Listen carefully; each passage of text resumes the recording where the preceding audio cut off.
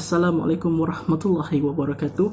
My name is Muhammad Farhan bin Abdul Razak. My metric number is 2019333915. My friends and I would like to do a home presentation about the title, the Sadaqah and Waqf. I hope you guys understand what we're trying to explain for this chapter. Alright, now without wasting any time, I would like to expose to you about Sadaqah and Waqf. All Muslims are considered brothers. Hence, it is a responsibility of each Muslim to help the others to uplifting the socio-economic of the needy. Moreover, in Islam, through the concept of wealth, postulate is not solely belongs to one person only, but it must be distributed accordingly based on the laws and the regulation of Allah subhanahu wa ta'ala. As a trustee of wealth, the individual is responsible in managing and spend the wealth in a correct manner. Okay, next we move to the concept of Sadaqah and Waqf.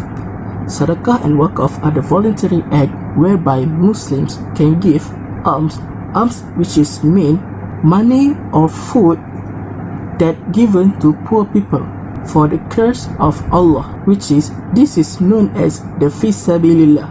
Sadaqah is actually of the charity which is highly recommended in Islam. In addition, obligatory poor tax, Sadaqah, which means to give alms to the poor and the needy. As mentioned in Surah Az-Zariyat, وَفِي أَمْوَالِهِمْ حَقًّا Lisa'ili wal marhum, and there was a share in their wealth for the beggar and the deprived. In the hadith from Prophet Muhammad sallallahu alaihi wasallam, from Abu Hurairah radhiyallahu anhu, narrated Allah's messengers sallallahu alaihi wasallam as saying, charity does not in any way of decrease the wealth and the servant who forgives. Allah add to his respect, and the one who shows humility, Allah elevates him in the estimation of people. So this is clearly stated that Sadaqah is a very good thing, because if someone Sadaqah, Allah elevates him in the estimation of people. So this is normal people, and this a person who give a lot of Sadaqah. Alright, for Waqf, literally Waqf in Arabic, which means hold, confinement and prohibition. Technically, Waqf can be defined as of holding a certain property and preserving it for the confined benefit of certain benevolence and prohibiting of any use or disposition of it outside that specific objective. This definition can be extracted without consuming the property itself. Therefore, Waqf widely relates to land and buildings. However, there are Waqf of books, agriculture, machinery, cattle, shares and stock, and even cash money. In another hadith, our Prophet Muhammad sallallahu alaihi wasallam said, when a man dies, only 3 deeds will survive him. First of all, continuing alms, profitable knowledge, and a salih child praying for him. We all know this hadith is very popular. So to make sure you want to be happy in the hereafter, make sure you do a lot of Sadaqah and Waqf. Inshallah, you will be happy in the hereafter. To summarize it all, the concept of Sadaqah and Waqf are as follows: forms of charity encouraged by Islam. Secondly, strong and wealthy needs of Muslims need to be concerned about the hereafter. Next, to reaffirm our taqwa is by giving away our property as Sadaqah and Waqf.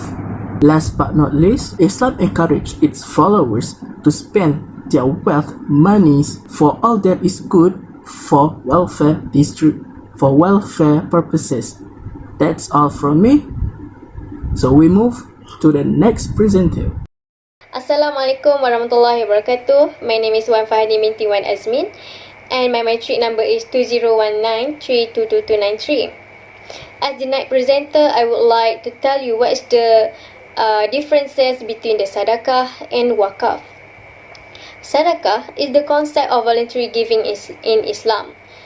So Sadaqah is not a subject to any condition. It may be given at any time and in any amount. So what is the meaning of Waqf? So Waqf is an Islamic endowment of property to be held in trust and used for a charitable or religious purpose. So as you can see here, this is the differences between the Sadaqah and Waqf. So Sadaqah are charities that are given to the specified parties in need, whereas Waqf are charities that are given for the benefit of public.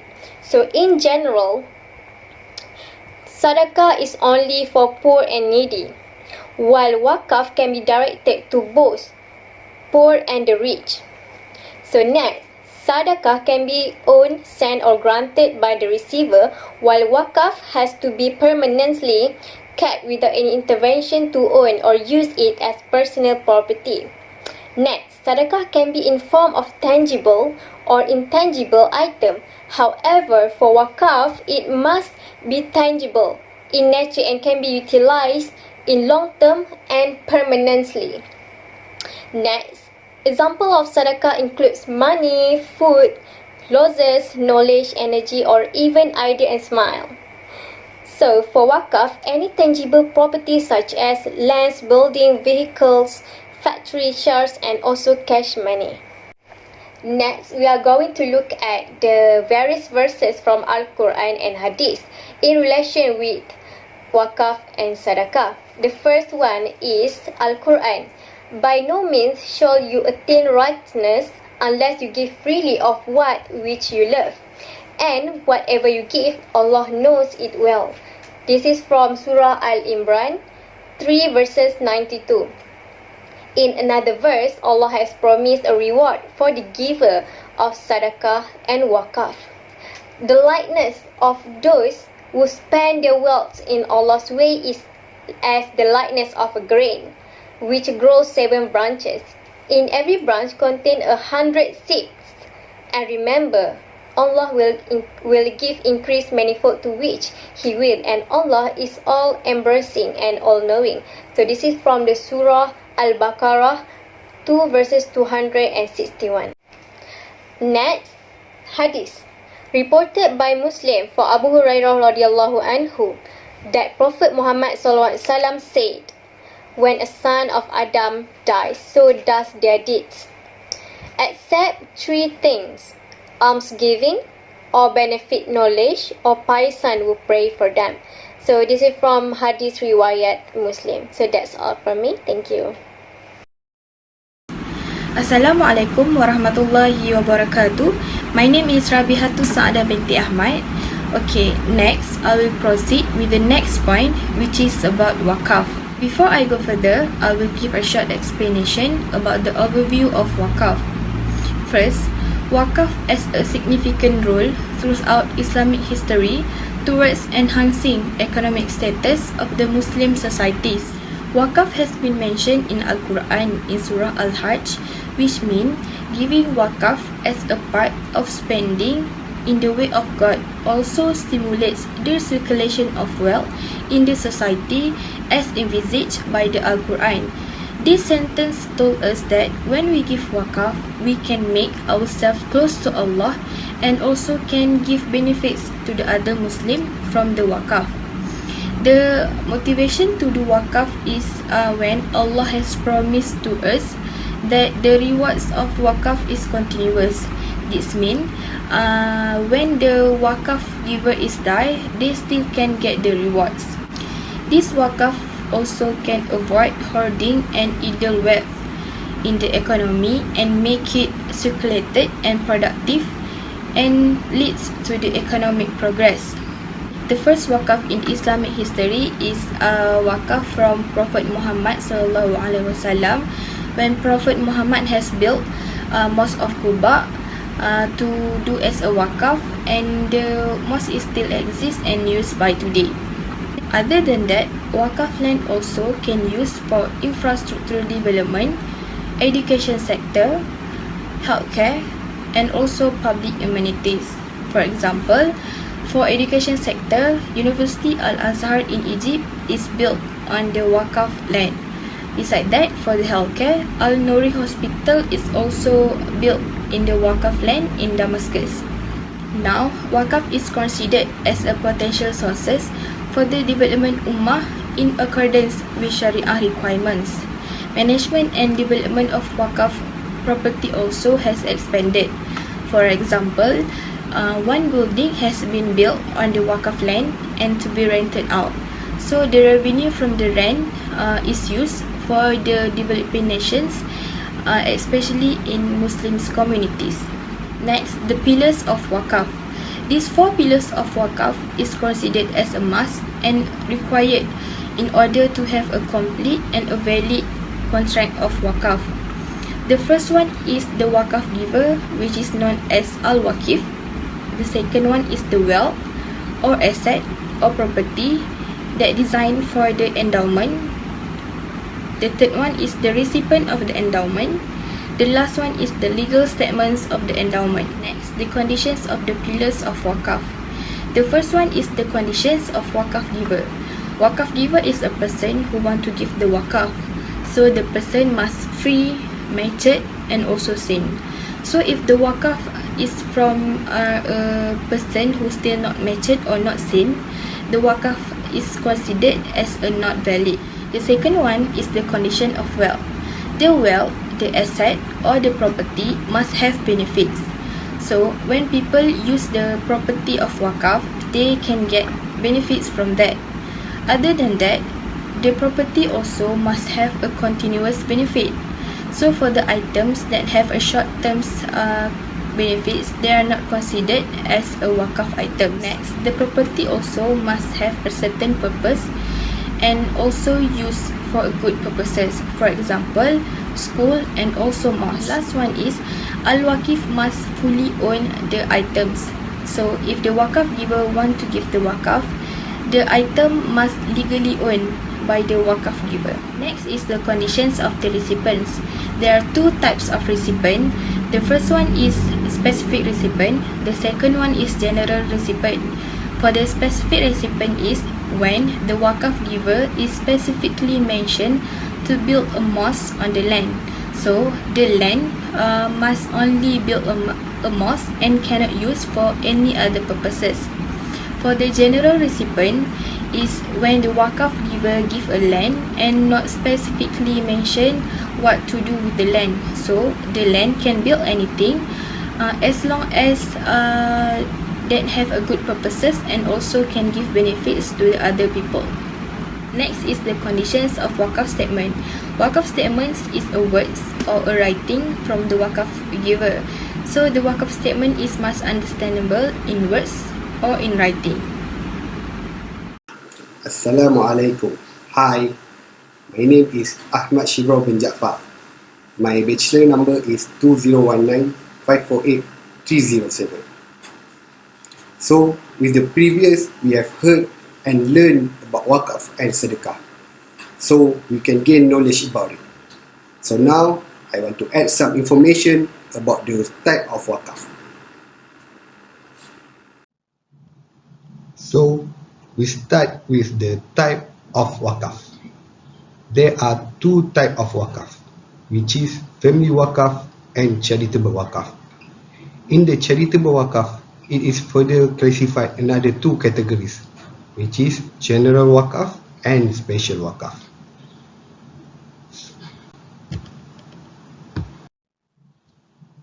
So, we move on to family wakaf first. We go through the family wakaf. Wakaf family, also known as wakaf ahli.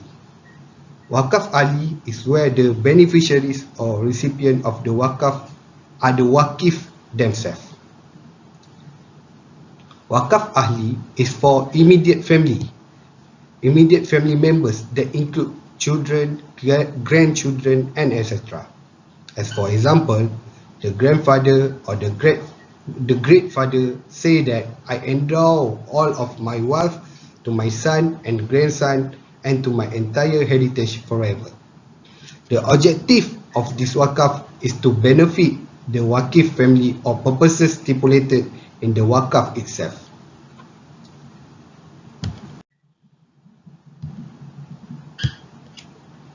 Next is charitable wakaf.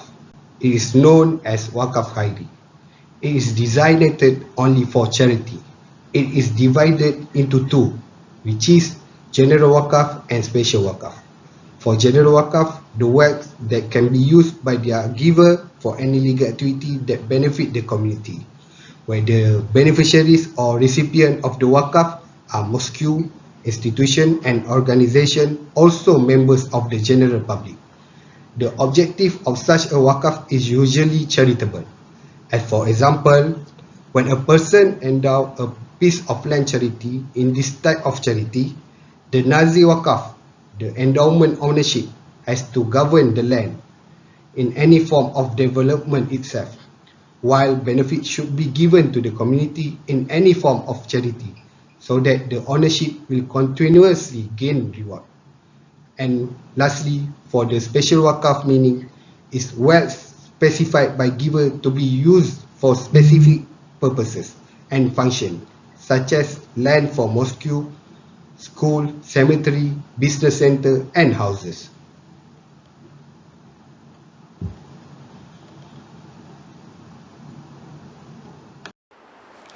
Assalamualaikum warahmatullahi wabarakatuh.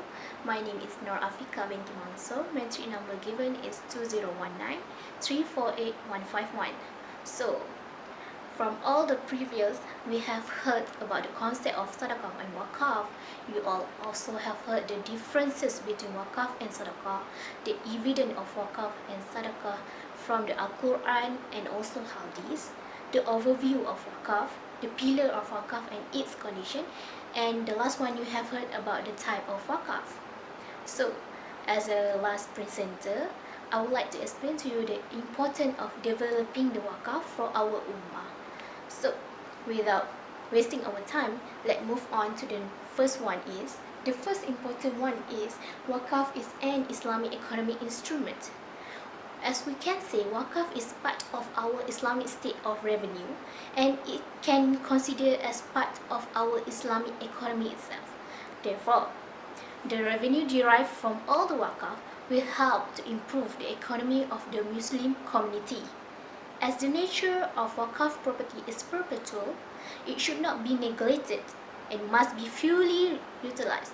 Means that the Waqf must be fully utilized, fully used and managed in a good manner so that the Waqf itself is being protected. We move on to the number 2. The important is Waqf improve our social development of the Ummah. So, by implementing the Waqf, it promotes a caring society and a spirit of our brotherhood between our Muslim. It's also a symbol of sacrifice of Muslim Ummah. So, by contributing the property or the asset through Waqf, it can help you in building a strong financial institution in our country or other Islamic country. This is through the development of the Waqf and the property of wealth into a productive and a high value asset. So I can give for example, and an example is constructing a building on Waqf land and then you rent it out to the public. So the total revenue from the rental itself can be used in nurturing the needs and the orphans. Means that the rental revenue from the rental can be used for the ones who are in need. So that is the importance of Waqf in our Ummah. The next one is number 3.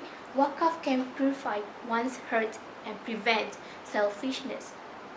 In Islam, we encourage us to be generous and forbid us from being a selfish person. As the obligation to pay zakat, Waqf also purify the wealth and assets of the Muslim. In other words, I can say that Waqf is highly recommended practice for encourage our Muslim to spend their wealth for the less fortunate individual and in a good way. The last one, the importance of wakaf for our ummah is the wakaf itself will reduce the gap between the rich and the poor. In Islam, all wealth is the possession of Allah and entrusted to human to manage it according to the Sharia principle. We as a Muslim is only a trustee of Allah. So by contributing the wealth through wakaf, it helped to close the reduce the gap between the rich and the poor. Besides, in Surah Al-Baqarah it states, Allah subhanahu wa ta'ala has promised a priceless reward to those who sacrifice their wealth for the society and the country. So wakaf is very important for our ummah. So the next one, I would like to explain about the differences between wakaf and hibah. Another type of channeling of funds activity beside wakaf, the popular type of funds activity is among Muslims is hibah. How hibah is different from wakaf. So the main differences between hibah and wakaf we can see over here is wakaf is assets that are long lasting, means that it's not finished upon usage, means that the wakaf can last long. For example, a building, it can last long, right? The next one is assets are not transferable, means that if the wakaf is given to certain individual, it cannot be transferred to another individual easily. And then the benefit derived from the asset, not for the asset itself.